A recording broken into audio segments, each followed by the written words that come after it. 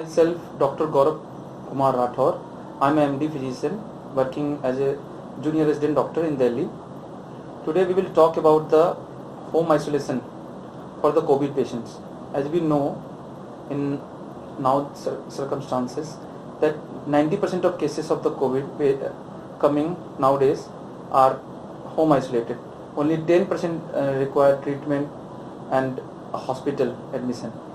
सो हमें बेसिकली ये जो पहलू है कि होम आइसोलेशन का, अगर ये स्ट्रॉन्ग हो और इसमें पेशेंट्स को प्रॉपर केयर और ट्रीटमेंट मिले तो पेशेंट जो है अगले सीवियर स्टेज पे पहुंच नहीं पाएंगे और जो बर्डन है हेल्थ हेल्थ डिपार्टमेंट पे और हॉस्पिटल्स पे वो कम होंगे। तो पहली बात तो ये कि किन पेशेंट्स को हम होम आइसोलेट करें।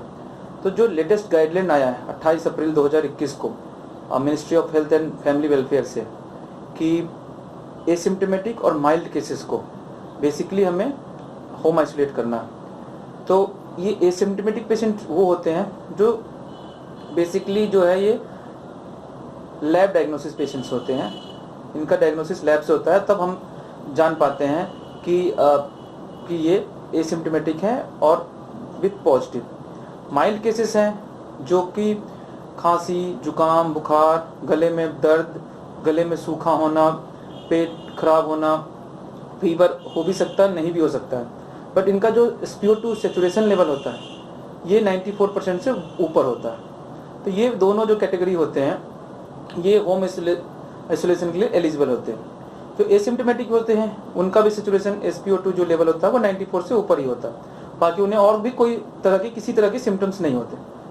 अब जो पेशेंट्स हैं जिन्हें हमें होम आइसोलेट करना है उसकी भी 3 कैटेगरी। एक तो विदाउट मॉर्बिडिटी नॉर्मल पेशेंट्स होते हैं जिनका कोई कोमॉर्बिड नहीं है, यंग एज है, बिलो 60 हैं, वो भी एक बार अपने जो कंसर्न GP हैं या जनरल फिजिशियन जो भी इनसे ट्रीट करवा रहे हैं उनसे वो एक बार राय ले ले कि वो होम आइसोलेटेड होने वाले हैं और वो तब जाके वो आइसोलेट होते हैं या कंसर्निंग अथॉरिटीज़ को बता दें कि वो होम आइसोलेट होने वाले। दूसरा जो पेशेंट्स कैटेगरी होता है वो कोमॉर्बिड वाले, वो तभी होम आइसोलेट हो जब वो प्रॉपर अपना मेडिकल ऑफिसर जो भी कंसर्निंग गवर्नमेंट मेडिकल ऑफिसर हैं या नियर बाई जो भी जिनसे वो ट्रीटमेंट ले रहे हैं उनसे एवल्यूएशन कराने के बाद ही कि उनकी कंडीशन है इन करेंट सिचुएशन कि वो होम आइसोलेट हो सकते हैं। तीसरे कैटेगरी वो होगा जो इम्यूनो कम्प्रोमाइज्ड है, HIV है, हेपेटाइटिस B के सिम्टम्स आ रहे हैं, प्लस ट्यूबरक्लोसिस पेशेंट्स हैं, वो जो है वो भी प्रॉपर अपना एवल्यूएशन करा लें किसी भी GP से और MO से, उसके बाद ही होम आइसोलेटेड। तो ये तो नॉर्मली 3-4 कैटेगरी हैं और इन्हें इनका जो वो रिक्वेस्ट डाले गवर्नमेंट को कि उनके पास प्रॉपर अरेंजमेंट है होम आइसोलेशन का, तभी वो कर सकते हैं। अब ये जो पेशेंट्स हैं ये इनको कैसे होम आइसोलेट करना है और रूम इनका मतलब कि पूरा कैसे रखना है, तो ये 2 भागों में। एक तो है कि पेशेंट खुद कैसा कंडक्ट रखेगा, दूसरा जो इनके केयर गिवर है वो कैसा कंडक्ट रखेंगे। तो जो लेटेस्ट गाइडलाइंस आया है उसमें जो तरीका है कि पेशेंट जो है वो पहले तो अपने किसी भी और सदस्य से टच में न रहे।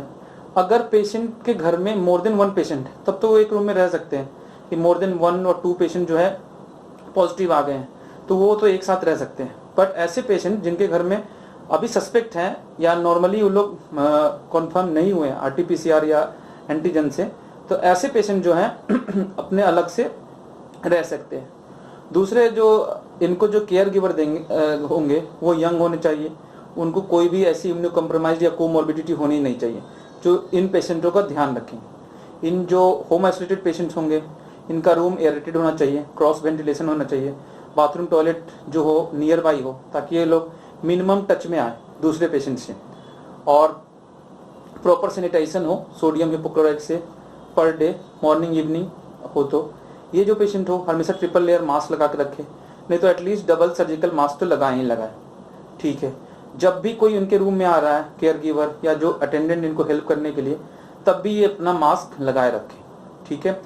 इनकी जो फूड का अरेंजमेंट हो सब इनके पर्सनल प्लेट्स, कप्स, ग्लास जो भी हो दे दिया जाए रूम में, और उस हिसाब से इनको खाना पीना जो भी देना है इनको रूम में दिया जाए। और इनके जो गार्बेज होंगे वो 2 कैटेगरी में होंगे। अगर पेशेंट को कोई इंजेक्टेबल लगता है इंसुलिन लगता है या पेशेंट को कभी कुछ इंजेक्टेबल भी डाला है और आप जो अटेंडेंट है वो दे रहे हैं, तो फिर उसके जो शार्प पार्ट होंगे वो हार्ड प्लास्टिक में डालें, और बाकी की जो होते हैं इन पेशेंट्स के भी जो भी गार्बेज वगैरह जो भी जनरेट हो रहे हैं वो पीली वाली थैली में डालें। ये तो हो गई बात पेशेंट्स के अपने होम आइसोलेशन में। बाकी जो इनके अटेंडेंट जो है, जो इनको हेल्प कर रहे हैं, वो भी अपना मास्क, हैंड हाइजीन और सैनिटाइजेशन का पूरा ख्याल रखें। अपना मास्क हर 8 घंटे पे चेंज करें, 10 घंटे पे, या अगर उससे पहले मास्क भीग गया हो या गंदी हो गई हो तो भी आप चेंज करें। Triple layer mask N95 well and good, नहीं है तो एटलीस्ट डबल या ट्रिपल सर्जिकल मास्क लगा के पैक होके ही आप पेशेंट्स के रूम में जाएं और उनको हेल्प करें। और पूरा ध्यान रखें अपने हेल्थ का और अपने मतलब सैनिटाइजेशन का, और प्रॉपरली एवरी 8 आवर्स और 10 आवर्स अपने मास्क को डिस्कार्ड करें, वो भी सोडियम हाइपोक्लोराइड से ट्रीटमेंट के बाद। हर जगह ऐसे वैसे ना फेंकें। जो केयर गिवर होगा वो प्रॉपरली कनेक्टेड होगा हॉस्पिटल से और उसे गाइडलाइंस डॉक्टर से मिलते रहेगी कि क्या हमें हर स्टेप पे हमें क्या करना है और कैसे ट्रीटमेंट करना है। और अगर आपको लगता है कि पेशेंट्स थोड़ा भी हो रहा है या कुछ भी हो रहा है तो आप कंसर्निंग डॉक्टर से कंसल्ट करें, ठीक है। तो केयर गिवर का जो रोल है काफ़ी अहम है होम आइसोलेशन के पेशेंट्स में। ट्रीटमेंट जो है, जो पार्ट है होम आइसोलेटेड पेशेंट का, बेसिकली सिम्टोमेटिक बेस्ड है। अगर फीवर आ रहा है तो आप PCM के टेबलेट देंगे, अगर उससे कंट्रोल नहीं हो रहा है तो नेप्रोक्सेन देंगे, अगर उससे भी कंट्रोल नहीं हो रहा तो होम स्पॉन्जिंग करेंगे। बट मोस्टली हम इन्हीं चीज़ों से फीवर को कंट्रोल करते हैं। अगर सूखी खांसी है तो कोई भी मॉन्टेक LC हो, मॉन्टेक FX हो या लिवोसिट्राजिन, कुछ भी आप उन्हें लगाइए, ठीक है। और ड्राई खांसी को हमें कंट्रोल करना है। बलगम के साथ खांसी है तो हम कोई भी एक्सपेक्टोरेंट देंगे। इबरमेक्टिन, जहाँ जो हमारे देश में जो टास्क फोर्स बना था हेल्थ का, उन्होंने इसे एक चांस दिया है कि ये थोड़ा सा काम कर रही है, वर्क कर रही है इबरमेक्टिन, तो हम इबरमेक्टिन दे सकते हैं। बाकी जो फेविपिराविर है या फ्लेविफ्लू है और जो ड्रग्स हैं एजिथ्रोमाइसिन, डॉक्सी, वो माइल्ड पेशेंट्स के सिम्टम्स में नहीं देने से भी काम चलेगा और इसे देने की कोई भी ज़रूरत नहीं है। खासकर फ्लेविपिराविर जो लोग काफ़ी ज़्यादा परेशान हो रहे हैं इसे इकट्ठा करने के चक्कर में, तो उसे आपको नहीं ध्यान देना है। उसके अलावा आपको स्टेरॉयड इनहेलर, जो एम्स के लेटेस्ट गाइडलाइन में बोला गया है, तो उससे हमें लगाना है स्टेरॉयड के इनहेलर को पेशेंट्स के लिए, तो उसे हम दे सकते हैं। स्टीम इनहेलेशन करवा सकते हैं 3 से 4 बार, और इनके सिम्टम्स पे वॉच रखना है। तो मेन चीज़ क्या करना है, केयर गिवर को एक चार्ट बनाना है जिसमें पल्स, टेम्परेचर और सेचुरेशन और टाइमिंग और डे ऑफ द इलनेस कि पहला सिम्टम से कितने दिन, उस चार्ट में मेंशन करना है कि मॉर्निंग में डे 3 पे इतना था, डे 2 पे इतना सेचुरेशन था, इस टाइप से। अगर आपको लगे कि पेशेंट जो है कि सांस फूल रही है, डिस्पेनिया हो रहा है, या पेशेंट को खांसी काफ़ी तेज हो गई है, फीवर कंट्रोल नहीं हो रहा है आपसे हर चीज़ देने के बावजूद, या पेशेंट को काफ़ी ज़्यादा चेस्ट में कंप्रेशन महसूस हो रहा है, तो आप जल्द से जल्द पेशेंट को फिर डॉक्टर से संपर्क करें और एडमिट लें। वहाँ पे आप देरी ना करें, ठीक है।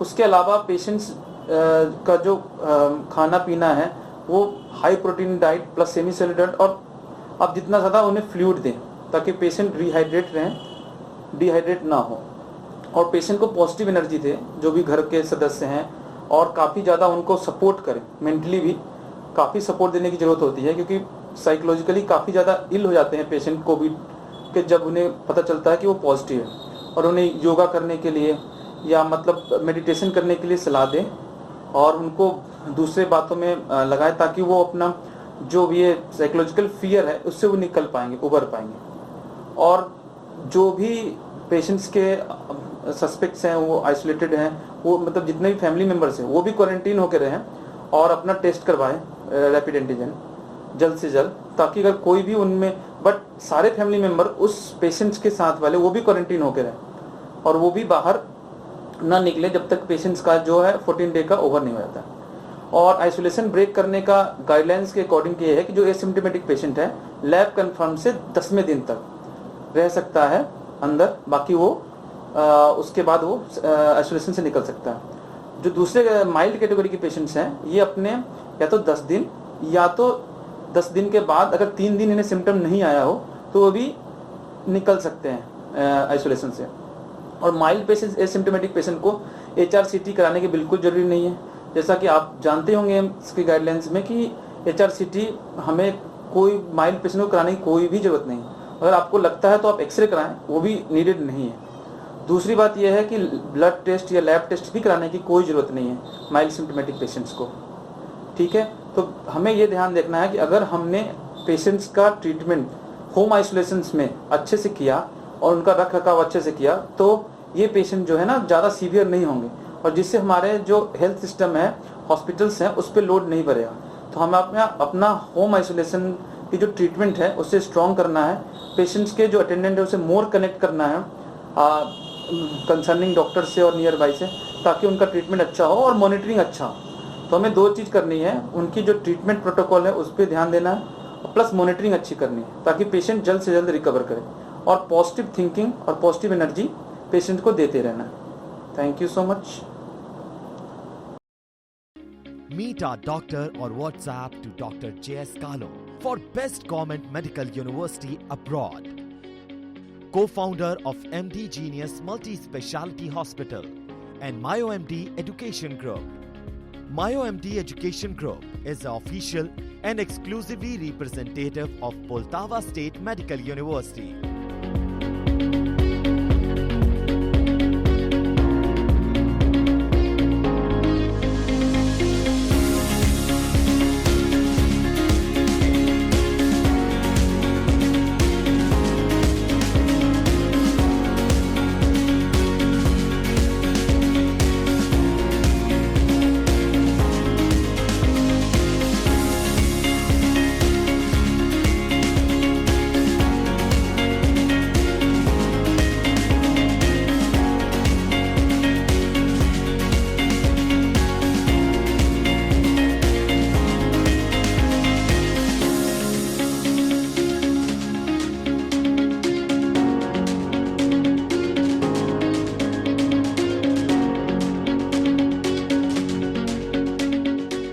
Get a full team of our doctors throughout your MBBS journey.